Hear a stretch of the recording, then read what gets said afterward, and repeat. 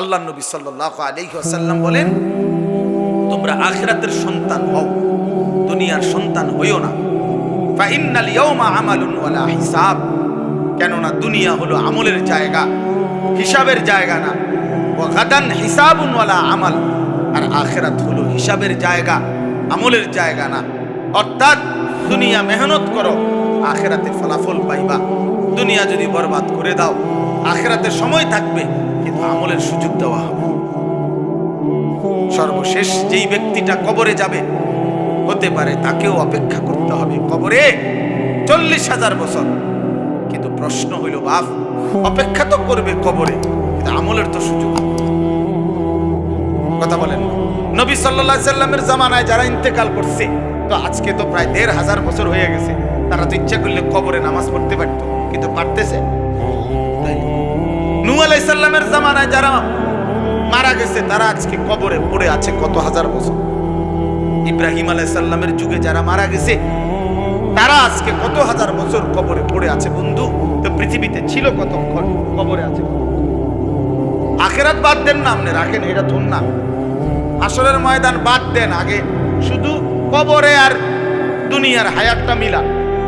আবু জেহেল মাটির উপরে ছিল কতক্ষণ, মাটির নিচে আছে কত? কোন ইনসাফ করে কোন? আবু জেহেল মাটির উপরে পৃথিবীতে যখন বেঁচে ছিল কত, 200 বছর।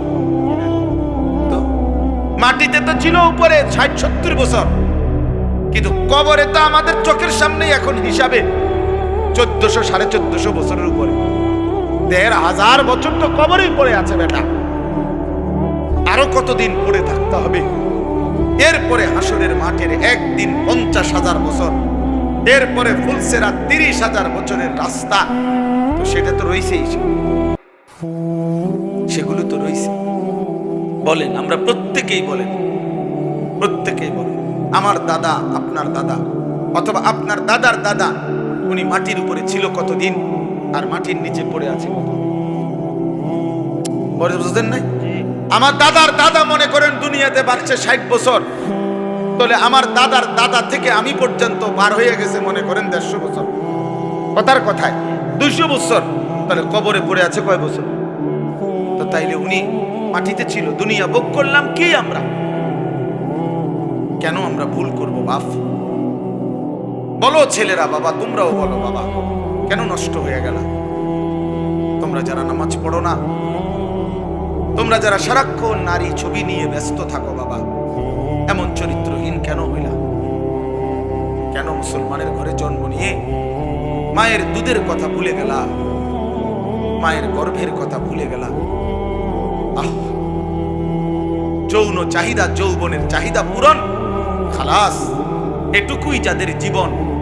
তাদের আবার রমজান কি আর শাওয়াল কি? তাদের আবার শবে কদর কি আর শবে বরাত কি? কি আইয়ে কি যায়, রবিবার কোনটা, সোমবার কোনটা, হেতে এটা দিয়ে কিনব, বুঝেন না? হেতে রবিবার দিয়ে কিনব, সোমবার দিয়ে কিনব, হে রমজান দিয়েই কি করবে? অনেক মানুষ দেখবেন, অনেক লোক আছে এরকম বলে, হুজুর আমার পেটে চলে না, হ্যাঁ নামাজ পড়ে কি আমার শরীর জান চলে না, আপনারা আইসেন নামাজ লইয়া, ওটার জান চলে না, ওটা আরেকজনের জান চালায়, ওটার জান চলে না। নাফরমান, কত বড় নাফর, কত বড় নাফর। আল্লাহ নবী সাল্লাল্লাহু আলাইহি ওয়াসাল্লাম 3 মাস তার ঘরের চুলায় কোনোদিন 3 মাস আগুন জ্বলে নাই, রান্না করা খাবার খান নাই। আম্মা জান আয়েশা বলছেন, আমরা 9 জন বিবি ছিলাম নবীজির, আমরা 9 জন বিবির কেহই নবী সাল্লাল্লাহু আলাইহি সাল্লামের ঘরে 3 মাস লাগাতার রান্না করা চুলার কোনো খাবার খাই নাই। শুধু খেজুর এবং পানি দিয়ে 3 মাস টানা আমাদের জিন্দেগি কাটছে। একবার জীবনে রাসূলুল্লাহ সাল্লাল্লাহু আলাইহি সাল্লামের স্ত্রীরা নবীজির কাছে আরেকটু খাদ্য খাবার বেশি চাইছিল, যে ইয়া রাসূলুল্লাহ, আমগো চলতে একটু কষ্ট হয়, আমগরে যদি আরেকটু খাদ্য খাবারের পরিমাণ, আমাদের প্রয়োজনীয় জিনিসের পরিমাণ আর একটু বাড়ায় দিতেন, আমাকে একটু উপকার হইতো। একবার বলছে, জীবনে একবার। কোরআন শরীফের সূরা আহজাবের মধ্যে আছে, আল্লাহ তাআলা কোরআনের আয়াত নাজিল করে বলছে, বন্ধু আপনার স্ত্রীদেরকে বলেন তারা যদি দুনিয়া চায় তো যে পরিমাণ দুনিয়া দরকার আমি সবটা দিয়ে দেব, শর্ত হইল আপনাকে রাসূল হিসাবে, আপনাকে স্বামী হিসাবে ছেড়ে দিতে হবে। আপনি তালাক দিয়ে দিবেন, দুনিয়া নিয়ে যার বাপের বাড়ি ফিরে যাবে, আপনার স্ত্রী হিসাবে আর থাকতে পারবে না, এইটুকুই শর্ত। আপনাকে ছেড়ে দিতে হবে, আপনি তালাক দিয়ে দিবেন, বাকি দুনিয়া যা লাগবে সব আমি আল্লাহ নিজে দেব বললাম। আর যদি বলেন, তাদেরকে জিজ্ঞেস করেন, যদি বলে আল্লাহকে চায়, আপনি রাসূলকে চায়, তাহলে তাদেরকে আখিরাত পর্যন্ত অপেক্ষা করতে হবে। বলেন, কথা কাটসাট করেন। ইয়া আইয়ুহান নাবিয়্যু কুল লিআজওয়াজিকা ইন কুনতুন্না তুরিদিনাল্লাহ ইন কুনতুন্না তুরিদিনাল হায়াতাদ দুনিয়া ওয়া যিনাতাহা ফাতাআলাইনা উমাত্তি'কুন্না ওয়া উসাররিহকুন্না সারাহান জামীলা ওয়া ইন কুনতুন্না তুরিদিনাল্লাহ ওয়া রাসূলাহু ওয়াদ দারাল আখিরা ফাইন্নাল্লাহা আ'আদ্দা লিল মুহসিনাতি মিনকুন্না আজরান আযীমা। আজর আজিম দেব, জান্নাতের মহা বিনিময় দেব। কিন্তু এখন সবর করতে হবে। বলেন, আল্লাহর নবী সাল্লাল্লাহু আলাইহি ওয়াসাল্লাম ওনার স্ত্রী আয়েশা, হযরত আয়েশা সবচেয়ে প্রিয় স্ত্রী যিনি ছিলেন, ওনারে বলছেন, আয়েশা এখন আমি যে কথাটা বলবো আল্লাহর কথা, তুমি তৎক্ষণাৎ উত্তর দিও না, তুমি ভাইবা, তোমরা বাকি বিবিরা পরামর্শ করে উত্তর দিও, তোমাদের বাবা মার সাথে বাড়ি ঘরে গিয়ে পরামর্শ করে নাও, সময় নিয়ে উত্তর দিও, তাড়াহুড়ার দরকার নাই, বুঝা শুনে উত্তর দাও। বলছি, ইয়া রাসূলুল্লাহ বলেন। হযরত আয়েশা বলেন, ইয়া রাসূলুল্লাহ বলেন, আপনি কি কথা সেটা কর, কেমনে উত্তর দিব এটা পরের কথা, আপনি বলেন। তখন এই কথাইটা বলছি যে যদি তোমরা দুনিয়া চাও তো আমাকে ছেড়ে দাও, যেটুকু দুনিয়া লাগবে নিয়ে নাও, আল্লাহ দিবে বলছে। আর যদি আমাকে চাও তাহলে আখিরাতে অপেক্ষা করতে হবে, আখিরাত থেকে নিতে হবে, জান্নাত থেকে নিতে হবে। তোমরা ফয়সালা করো, পরামর্শ করো, বাপমার লগে কথা বলো, বাকিদের সাথে কথা বলো। আল্লাহর কসম, আম্মা জান আয়েশা রাদিয়াল্লাহু তাআলা আনহা বললেন, ইয়া রাসূলুল্লাহ, আল্লাহর কসম যদি আপনাকেই হারাইতে হয় তো গোটা দুনিয়াও যদি 1000 বার দেয় আমি প্রত্যাখ্যান করব। কি হবে ওই দুনিয়া দিয়ে, যে দুনিয়া পেয়ে আপনার মতো স্বামীকে হারাইতে হবে? এই দুনিয়া দিয়ে আমি করব কি? এই দুনিয়া দিয়ে আমি করব কি? এই দুনিয়া দিয়ে আমি কি করব? তাহলে ওই দেহ, ওই রূপ, ওই যৌবন, ওই শরীর, ওই স্বাস্থ্য, ওই সম্পদ, জিন্দেগির ওই উপার্জন দিয়া কি করবেন বাপ? যে কারণে আখিরাত হারাইবেন। সুদের ওই টাকা দিয়া কয়টা প্রয়োজন পূরণ করবেন? ঘুষের টাকা, কিস্তির টাকা দিয়া কয়টা প্রয়োজন পূরণ করবেন? কয়টা প্রয়োজন?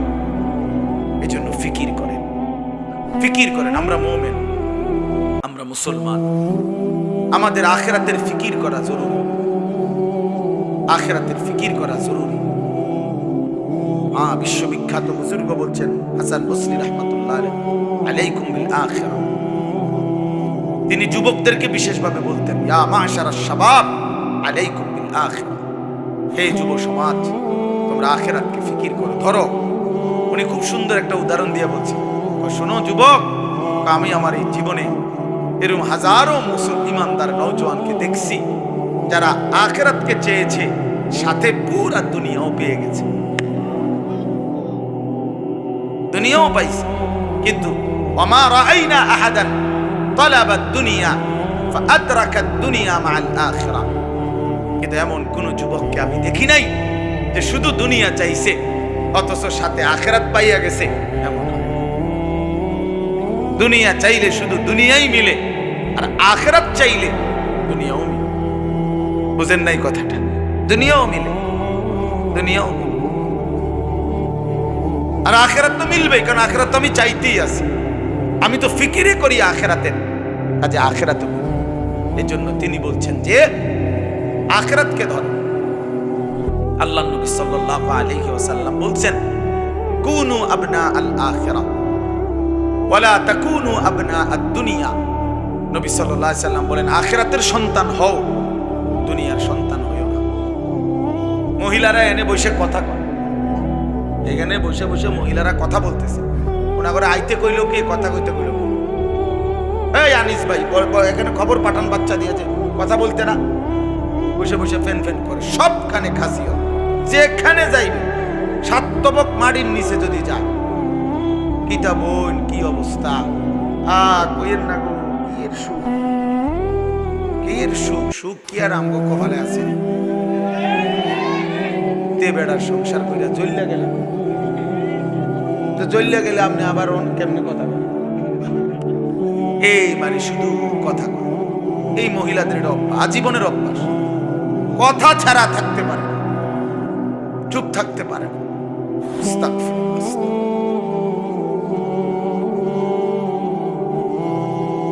জি বাবা, তো আমার বলার উদ্দেশ্য, আমার মূল মাকসাদ এই কথা বোঝানো। আল্লাহ নবী সাল্লাল্লাহু আলাইহি ওয়াসাল্লাম বলেন, তোমরা আখিরাতের সন্তান হও, দুনিয়ার সন্তান হইও না। ফা ইন্নাল ইয়াওমা আমালুন ওয়ালা হিসাব, কেননা দুনিয়া হলো আমলের জায়গা, হিসাবের জায়গা না। ওয়া গাদান হিসাবুন ওয়ালা আমাল, আর আখিরাত হলো হিসাবের জায়গা, আমলের জায়গা না। অর্থাৎ দুনিয়া মেহনত করো, আখিরাতে ফলাফল পাইবা। দুনিয়া যদি বরবাদ করে দাও, আখিরাতে সময় থাকবে কিন্তু আমলের সুযোগ দেওয়া হবে। সর্বশেষ যেই ব্যক্তিটা কবরে যাবে, হতে পারে তাকেও অপেক্ষা করতে হবে কবরে 40,000 বছর। কিন্তু প্রশ্ন হইল, বাপ অপেক্ষা তো করবে কবরে, কিন্তু আমলের তো সুযোগ হবে। কথা বলেন না? নবী সাল্লাল্লাহু আলাইহি সাল্লামের জামানায় যারা ইন্তেকাল করছে, তো আজকে তো প্রায় 1,500 বছর হয়ে গেছে, তারা তো ইচ্ছা করলে কবরে নামাজ পড়তে পারত, কিন্তু পারতেছে? তাইলে নূহ আলাইহিস সালামের জামানায় যারা মারা গেছে, তারা আজকে কবরে পড়ে আছে কত হাজার বছর। ইব্রাহিম আলাইহিস সালামের যুগে যারা মারা গেছে, তারা আজকে কত হাজার বছর কবরে পড়ে আছে। বন্ধু, তো পৃথিবীতে ছিল কতক্ষণ, কবরে আছে কতক্ষণ? আখিরাত বাদ দেন না, আপনি রাখেন এটা থুন না, হাসরের ময়দান বাদ দেন, আগে শুধু কবরে আর দুনিয়ার হায়াতটা মিলা। আবু জেহেল মাটির উপরে ছিল কতক্ষণ, মাটির নিচে আছে কতক্ষণ? কোন ইনসাফ করে কোন? আবু জেহেল মাটির উপরে পৃথিবীতে যখন বেঁচে ছিল কত, 200 বছর। তো মাটিতে তো ছিল উপরে 60-70 বছর, কিন্তু কবরে তো আমাদের চোখের সামনেই এখন হিসাবে 1400-1450 বছরের উপরে। 1,500 বছর তো কবরেই পড়ে আছে বেটা, আরো কতদিন পড়ে থাকতে হবে? এরপরে হাসরের মাঠের একদিন 50,000 বছর, এরপরে ফুলসেরা 30,000 বছরের রাস্তা, তো সেটা তো রয়েছেই, সেগুলো তো রয়েছে। বলেন, আমরা প্রত্যেকেই বলেন, প্রত্যেকেই বলেন, আমার দাদা, আপনার দাদা, অথবা আপনার দাদার দাদা, উনি মাটির উপরে ছিল কতদিন, আর মাটির নিচে পড়ে আছে কত? বুঝতেন নাই? আমার দাদার দাদা মনে করেন দুনিয়াতে বাঁচছে 60 বছর, তাহলে আমার দাদার দাদা থেকে আমি পর্যন্ত বার হয়ে গেছে মনে করেন 150 বছর।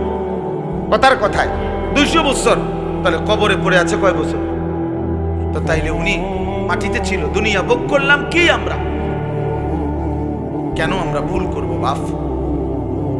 বলো ছেলেরা, বাবা তোমরাও বলো, বাবা কেন নষ্ট হয়ে গেল?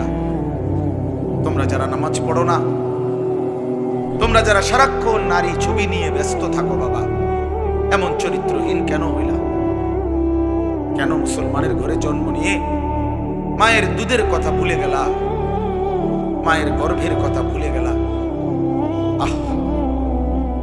9 মাস মায়ের পবিত্র, মায়ের গর্ভে ধারণের এই কষ্ট এভাবে ভুলে গেল। এক মা তার সন্তানকে 2 বছর দুধ পান করাইছেন এই আশায় যে ছেলেটা বড় হইলে সারাক্ষণ মোবাইল টিপবে আর নারী ছবি দেখবে, এই আশায় মা দুধ খাওয়াইছে। ইনসাফ কি বলে? ইনসাফ কি? ছোটবেলায় একটা মা, কল্পনা করেন তো, ছোটবেলায় একটা মা বাবা বাচ্চাটাকে কত হাজার চুমা দিছে, কত লক্ষবার চুমা দিছে, কত লক্ষবার জড়ায় ধরছে, কত আদর করছে, কত দোয়া করছে, আল্লাহ তোরে বড় মানুষ বানাক, আল্লাহ তোরে বড় বানাক, আল্লাহ তোরে সুখে রাখো, আল্লাহ তোকে ভালো রাখো, দোয়া করছে না?